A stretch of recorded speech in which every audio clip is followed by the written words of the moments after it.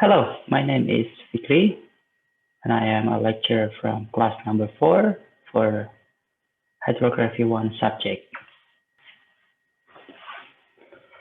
Alright, in this session we'll discuss about the operation of airborne lidar bathymetry. As we previously known that in order to performing hydrography survey, we have to follow the standard that has been established by the AHO. In lidar bathymetry, the aim of the survey is to extract the full coverage seabed features so that most of the survey are classified to spatial or 1A order. For spatial and 1A order, there's also feature detections that for spatial order, the minimum features has to be at least 1 meter. And for 1A order, the features to be detected is minimum or at least 2 meters. In depth up to 40 meters and 10% of depth beyond 40 meters. For example, if the depth is 60 meters, so the cubic features has to be minimum at least 6 meters. This features detection is aiming to have general information of how the systems that we are using is performing. There are several systems available for performing lidar survey.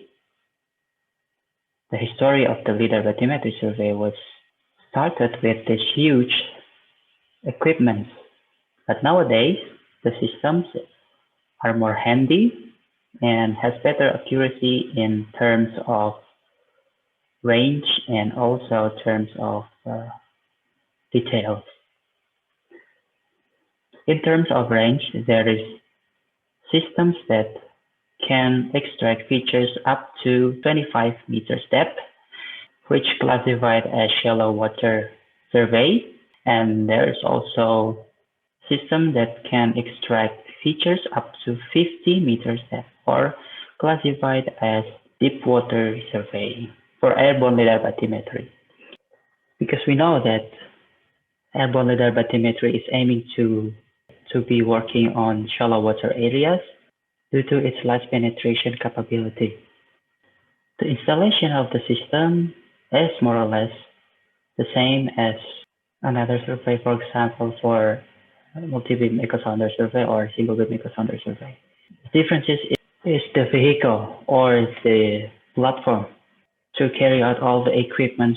In airborne lidar bathymetry, of course, we're going to use the aircraft or aeroplane, but there's some points to be highlighted before we perform the survey.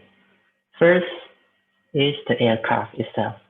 How big is the aircraft? We have to be careful for choosing the aircraft, because if we choose bigger aircraft, it will be difficult to maneuver as the smaller aircraft.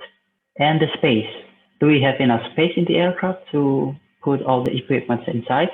Because in the survey, we are going to use a lot of equipment and tools.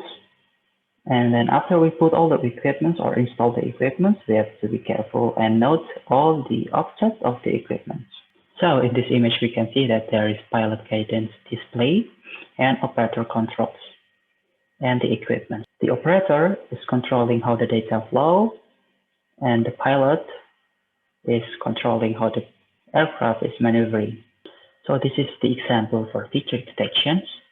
In this image, we can see that the general depth of the seabed is about 16.5 meters, where on the seabed there is cube features deployed with 10 to 10 meters dimensions, and above these cube features, there are smaller cube features with 1 to 1 dimensions.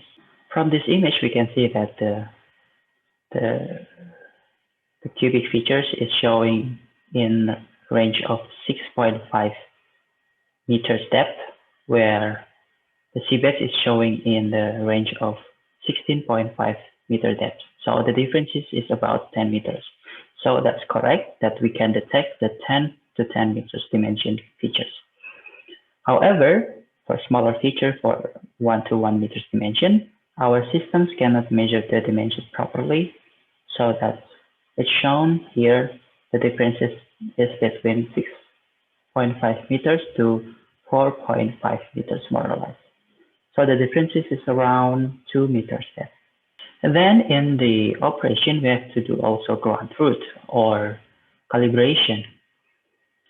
This is more or less the same as we do in single beam echo sounder survey, that we have to lower the plate in the water column meter by meter and slowly until it disappears from the view or until it reaches the deepest depth, and then it raises back onto the sea surface. Based on the readings from this plate, we can see if the calculation of the depth is already correct or not. And then we can adjust the depth measurements based on these readings. That's all for Module 13, segment number 6. Thank you.